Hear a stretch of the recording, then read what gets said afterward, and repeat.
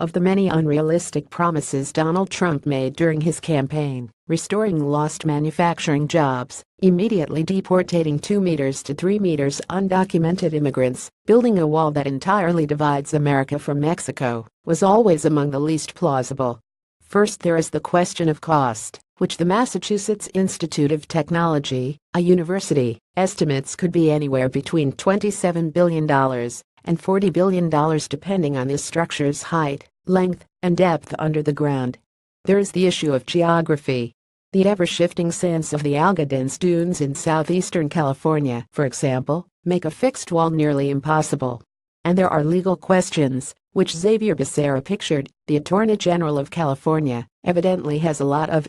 On September 20, Mr. Becerra, who has sued the Trump administration 8 times in recent months, announced that his state would again challenge the administration in court, this time to halt construction of Mr. Trump's proposed border wall and prototypes of that border wall.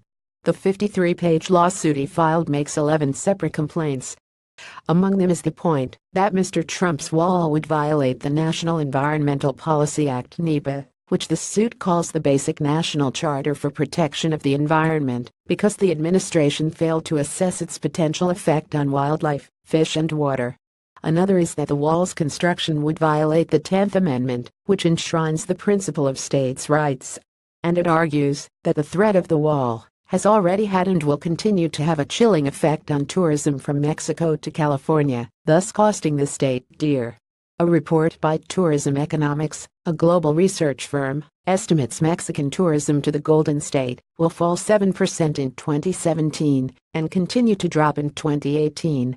When your correspondent visited an area of the border near San Diego in the spring, taxi drivers who wait by the port of entry to ferry Mexican shoppers to nearby outlet malls expressed similar fears.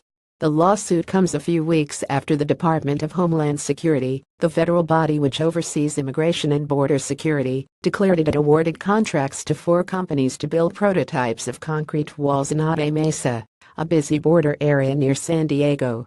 Mr. Becerra announced his legal challenge not far from there at Borderfield State Park in front of the existing border fencing, a tall chain-link fence and tightly spaced metal stakes that protrude into the Pacific Ocean, as if to make the point that Mr. Trump's wall would not only be illegal, but an unnecessary waste of money. Alternating between English and Spanish, Mr. Becerra bellowed the border between the U.S. and Mexico spans some 2,000 miles. The list of laws violated by the president's administration in order to build his campaign wall is almost as long. In some ways, California should have been the easiest place for Mr. Trump to build his border wall.